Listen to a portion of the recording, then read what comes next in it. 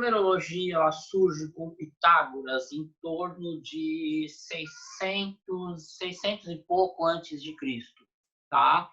E o Pitágoras foi um cara bastante diferente para a época dele, para esse entendimento da numerologia. Ele, como filósofo, começou a olhar para as pessoas e começou a enquadrar as pessoas em padrões de comportamento, né? Então, ele começava a olhar para uma pessoa e analisar, tá, mas essa pessoa tem um comportamento X diante de tal situação, e aí ele começou a colocar cada pessoa, ou começou a tentar entender cada pessoa dentro de um padrão de comportamento, até que, como uma das várias coisas que ele era matemático, e aí, num dado momento, o que ele resolve fazer, o que ele compreende, né, no meio dos processos meditativos, dos processos de estudo dele? Ele começa a entender que ele poderia caracterizar pessoas a números. Então, ele começa a colocar, né, a identificar cada número para um gênero, uma qualidade de pessoas. E aí, por meio desse formato, ele desenvolve, né, ou ele acaba, então, digamos, decodificando uma linguagem, né? E aí é só para a gente dar uma ressaltada aqui.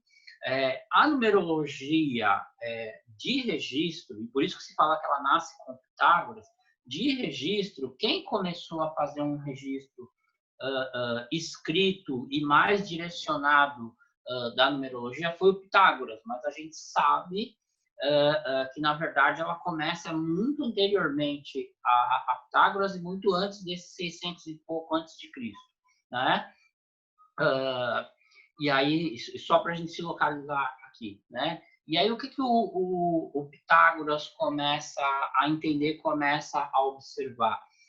A partir dos estudos dele, daquilo que ele já detinha, na verdade, e dessas anotações, enfim, desse direcionamento, ele começa a compreender que existe um modelo no qual a vida acontece, no qual a vida reverbera, e dentro desse modelo tem essa coisa da personalidade, mas tem a maneira como as pessoas vivem a vida delas de acordo com essa personalidade, aquilo que a vida exige de cada um.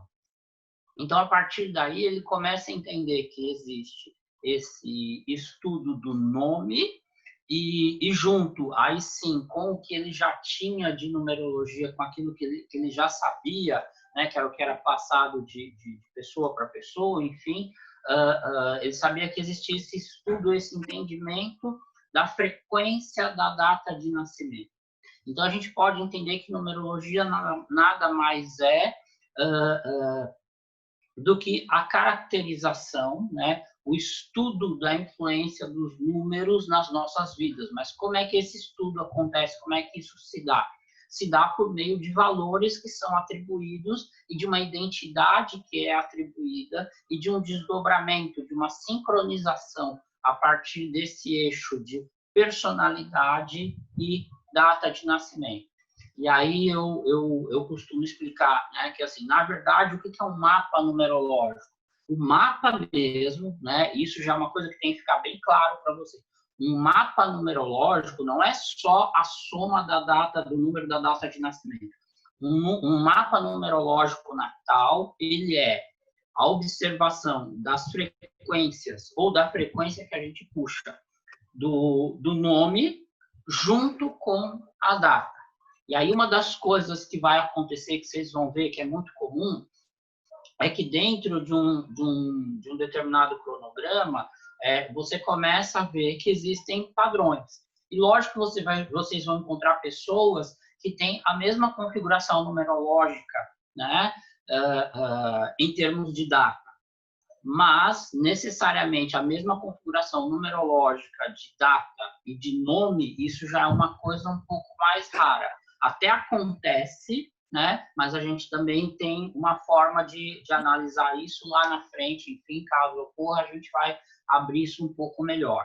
Mas entendo, Um mapa numerológico é o estudo dos números que a gente puxa do nome, mais o que a gente puxa, né, da data de nascimento. E aí, por meio disso, né, o Pitágoras desenvolve esse sistema que até hoje, né, é entendido como numerologia pitagórica. É aqui só para a gente dar uma ressalva técnica. Existem outras linhas de numerologia, como a da maçonaria, a cabalística, a da Rosa Cruz.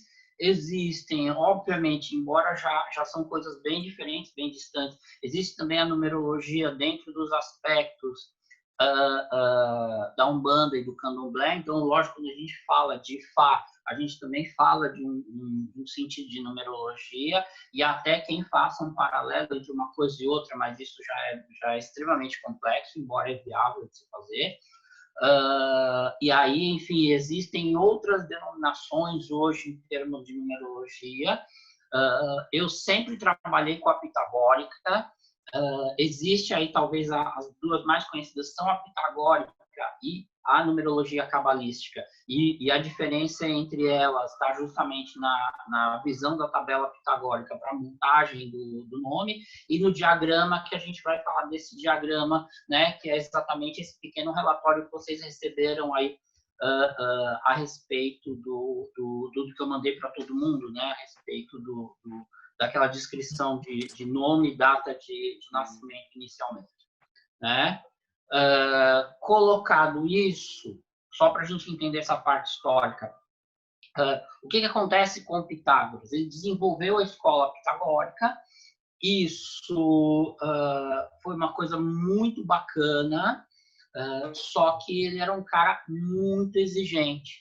Então, por exemplo, ele chamava as pessoas, quando ele convocava, identificava pessoas que iam ser aceitas ou que queriam entrar na escola dele, essas pessoas passavam por testes, essas pessoas passavam por avaliações. E, normalmente, a cada 6 meses, as pessoas passavam por diferentes avaliações, né? Isso é o que a gente sabe dessa escola pitagórica. Assim, eu gosto de citar isso porque, só para vocês terem uma ideia, tem um teste que eles fazem com a pessoa. Normalmente isso é para o pessoal mais jovem, né? Eles colocavam a pessoa dentro de uma gruta, sentado numa pedra, obviamente gelada, e essa pessoa ficava numa determinada posição e ela tinha que ficar 24 horas naquela posição sem sair do lugar, e normalmente com uma goteira caindo bem em cima da cabeça. Então, assim, vocês imaginam que esse é só um dos testes que o Pitágoras proporcionava para os alunos dele, né? E há várias histórias de testes, enfim, coisas bem fora da casinha, né, do normal. E, obviamente, esses alunos só recebiam conhecimento ou eram outorgados a receber uma determinada faixa de conhecimento à medida que eles iam se graduando nesses testes. Tem uma coisa que a gente vai falar, que é muito curioso.